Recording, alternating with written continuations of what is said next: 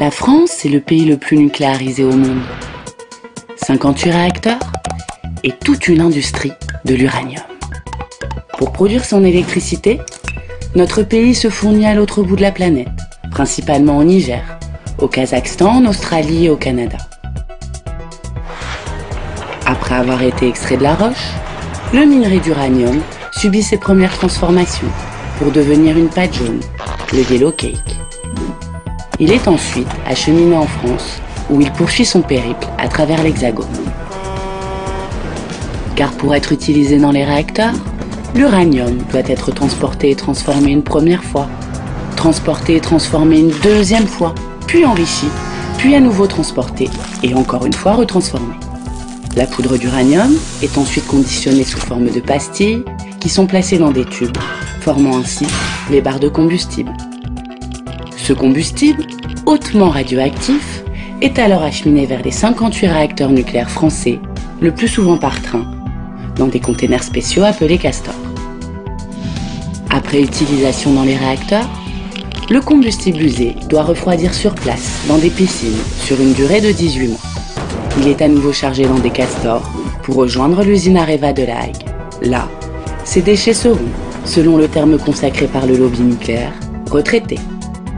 Cette opération consiste à séparer les différents éléments radioactifs du combustible usé. Les éléments les plus radioactifs, contenant 99% de la radioactivité, sont coulés dans du verre. Ce sont les déchets vitrifiés. L'industrie veut, d'ici à 2025, envoyer ces déchets à Bure, dans la Meuse, pour les stocker à 500 mètres de profondeur.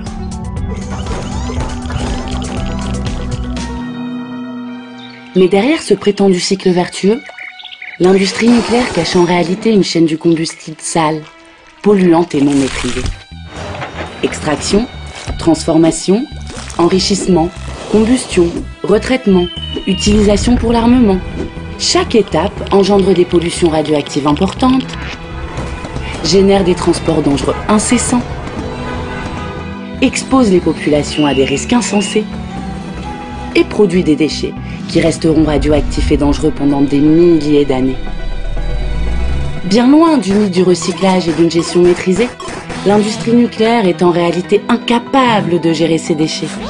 Les retraiter, les enfouir, n'est-ce pas au final le seul moyen qu'elle a trouvé pour les cacher ?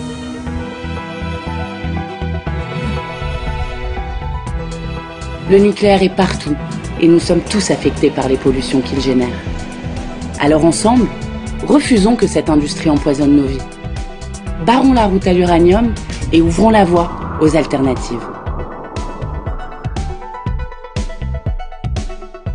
Nucléaire, de la mine aux déchets, nous sommes tous concernés.